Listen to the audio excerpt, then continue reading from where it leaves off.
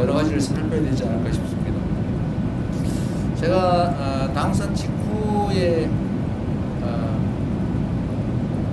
캐나다에 갔을 때, 뭐 그때는 사실은 저도 정신도 없고, 저도 뭐 몇몇 정상들 얼굴 아는 사람들 내가 혼자 사진에서만 봤지 전혀 모르는 사람들인데 뭐 상당히 좀 어색하긴 했습니다.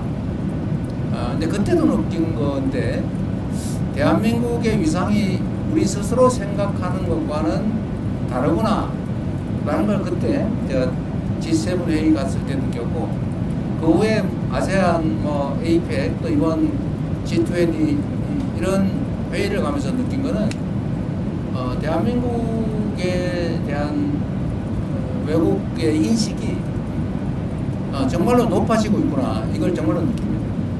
대체적으로 한국 문화에 대해서 상처를 합니다. 문화적 역량. 그리고 이 얘기는 잘 안 하는데 이제 말 속에 숨어 있는 것들이죠. 정치적 얘기니까 계엄 얘기나 계엄 극복에 대한 얘기 잘 안 해요. 잘 안 하는데 사실은 그 얘기가 포함되어 있다고 느껴집니다. 놀랍다. 이런.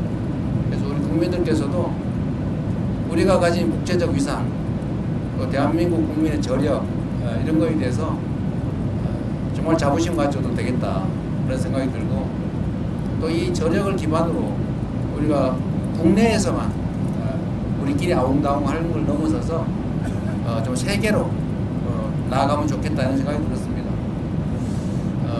충분히 길을 열어갈 수 있겠다. 기업들도 진출하지만 문화 진출 또는 뭐 하다못해 한글 교육 수요가 너무 넘쳐가지고 대대적으로 한글 교육 과정을 좀 확대할 계획인데, 어쨌든 그런 것도 결국 대한민국 청년들이 결국 세계로 나아가서 대한민국 문화를 가르치고 한글을 가르치고 뭐 그렇게 해야 되지 않겠습니까?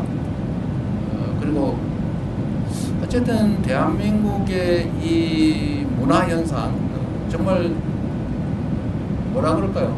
뭐 우리도 사실은 뭐 이렇게까지라는 생각이 들 정도인데, 뷰티든 아니면 푸드 식품이든 뭐 컨텐츠, 다른 뭐 드라마, 영화, 뭐 노래, 정말 여러 분야에서 수요가 넘치는 것 같아요. 그러니까 잠재력이 엄청나게 크다.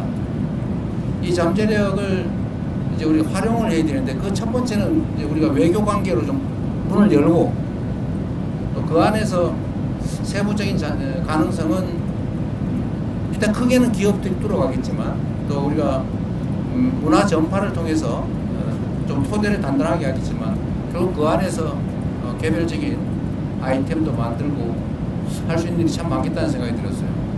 제가 남아공에 한 분이 코코로라고 하는 일종의 식품 뭐 이런 걸 수입해서 파는 일을 하는데, 남아공이 수입 규제가 좀 심한 모양이에요. 되게 체제 정비가 안 돼가지고 됐다가 안 됐다가 뭐 될 것 같은 건 안 되고 안 될 것 같은 건 되고 막 그런데요. 하여튼 시스템이 좀 안정이 안 된 것 같다, 이렇게 얘기하면서 그 분야에서도 할 게 참 많다고 그렇게 얘기하는 걸 보면, 우리가 앞으로 정부 하기에 따라서 대한민국 국경 바깥에서 얼마든지 일자리든 또는 기업이든 수출이든 해나갈 수 있겠다, 그런 생각이 들었습니다. 우리 안보실에서 잘해야 될 것 같아요. 외교부하고. 네, 지금 박형원 기자님 제일 앞쪽에 있습니다. 이분이 그 유명한 박형광님. 네, 대표님 안녕하십니까. 검수일각 뉴스공장의 박형광 기자라고 합니다. 저희가 생각으로 많이 피곤하실 텐데 고생이 많으십니다. 방위 산업이 단순 수출 증진뿐만 아니라 국가 간 관계에 도움이 된다라고 말씀하셔서 드리는 질문입니다. 방사 포함해서 우주, 원전 등 협력도 중요한 의제로 지금 가져가고 계시는데, 이걸 종합해봤을 때 사실상 군사협력에 준하는 어떤 관계를 가져가려고 하는 구석을 만드는 거 아닐까라는 생각도 좀 듭니다. 그 정도까지는 아니더라도 미국, 중국 등 강대국에 의해서 다지우지되는 변화 일변도의 국제 정세에 대응하기 위해서 강사협력으로 끈끈하게 묶인 좀 새로운 외교적 협력체를 구상하고 계신 거 아닌가라는 생각이 듭니다. 강사외교를 통한 직접적 수출 증진과 국가 간 관계 발전 중 어디에 좀 더 무게를 두고 계신지 좀 생각을 듣고 싶습니다. 적절하게 지적하신 것처럼 이제 각국의 방위산업 수요가 우리가 예상하는 것 이상으로 빠르게 커지고 있습니다. 중동만 해도 다들 언제 예측을 넘어서서 갑작스런 급변 사태가 생길지 모르겠다고 불안해합니다. 최근에 몇 차례 국가들이 겪었죠. 이건 아닌데? 라고 하다가 좀 비상 상황을 겪는 일이 벌어지다 보니까 어쨌든 방위산업 또는 군사 안보 분야에 대한 수요가 상당히 많이 늘고 있습니다. 뭐 중동도 그렇지만 다른 나라들도 비슷하죠. 물론 이제 요구 수준이나 또는 강도는 좀 떨어질 수 있습니다. 아프리카 마찬가지고 남미도 좀 비슷해 가고 있지 않나요? 누구도 믿을 수 없는 상태가 좀 도래하고 있어서 이 부분은 결국은 계속 커질 수밖에 없다는 생각이 들고 유럽은 여러분들 너무 잘 아실 거고 국가 간 관계 강화의 한 축이 될 수도 있고 이게 특히 협업을 하게 되면 공동 기술 개발, 공동 생산 이런 식으로 하게 되면 이게 군사 안보 협력을 안 할 수가 없어요. 그냥 라면 한 개 팔고 많은 거하고 다르죠. 이거는 국가 간 관계가 아주 깊이 안보 측면에서 연관 지을 수밖에 없기 때문에 국가 간 관계도 밀접하게 될 수밖에 없다. 말씀드렸지만 저는 언제나 그렇게 생각하죠. 위기가 오면 기회로 만들고 피할 수 없다면 그건 자연 현상의 일부로 운명처럼 받아들이고 최대한 활용하자. 우리도 결국은 국방 분야에 투자를 늘릴 수밖에 없는 상태인데 그러면 외교 관계도 확대해 나가는 게 뭐 일반 무역 투자도 있겠지만 또 문화 교류도 있고 인적 교류도 있고 뭐 원자력이든 뭐 여러 가지 있겠지만 그중에 방위산업 분야도 아주 현실적으로 매우 유효한 수단이다 그런 생각이 듭니다. 네, 저희가 45분 정도 더 하라고 하세요. 나중에 안 물어봤다고 억울해하면 안 되죠. 예, 제가 잘 안 보니까 그래서 마이크를 전달해 주시고 두 분 계세요, 두 분. 네네. 소속과 이런 말씀 주시면 감사하겠습니다. 대통령님 채널의 김동훈 기자입니다. 대통령님 그 이집트 대통령과 정상회담에서 한반도 평화 중재 역할 강조하셨고요. 독일 정상회담에서도 통일 노하우 알려달라 하셨는데요.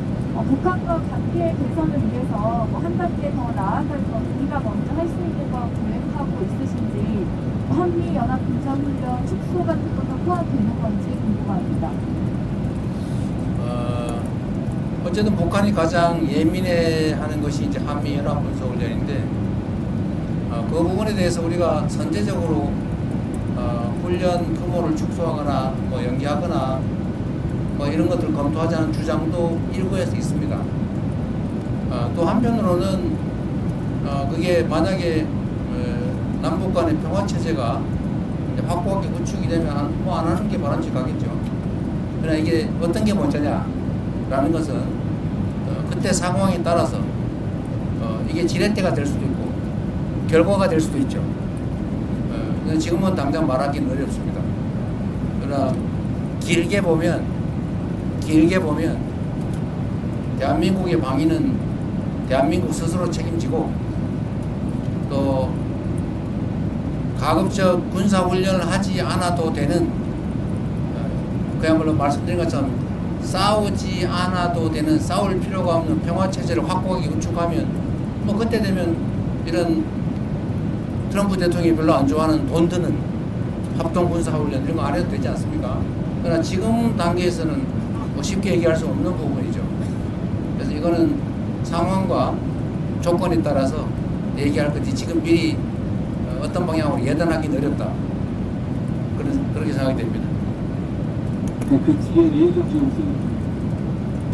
예, 안녕하세요. 매일경제 오수현입니다. 방금 출국 전에 공개된 그 트리티의 언론과의 인터뷰가 있었습니다. 네. 이 인터뷰에서 대통령께서 트리티의 신호 원전 프로젝트 논의가 진행 중이고 한국 원전 기술로 트리티의 원자력 발전에 기여하기 희망한다고 하시면서 이제 수주 의지를 밝히신 걸로 이해를 했는데요. 현재 그 우리나라 기업이 관련 프로젝트에 이제 입찰을 해서 경쟁 중인 상황입니다. 그래서 네. 이번 국빈 방문을 계기로 관련한 그 결과가 도출될 가능성이 있을지 말씀 좀 부탁드립니다. 뭐 결과를 예단하기는 어려울 테고 아마 한전이 입찰에 응한 것 같아요. 응찰한 것 같은데 정상은 대화를 통해서 우리 대한민국 원전 사업의 우수성, 그다음에 경쟁력 이런 것들을 잘 설명하고 좋은 결과가 나도록 노력을 해봐야죠. 뭐 결과에 또 뭐 여러 가지 판단할 요소가 있을 테니까 기다려봐야 되지 않겠습니까? 네, 또 혹시 질문이 더 있으실 수 있으신가요? 이제 손을 드는 분이 안 계신 것 같아요. 아, 있나요? 그쪽에 마이크를 전달을 해주십시오. 예, 대통령님 수고 많으십니다. 연합뉴스 이명석 기자고요.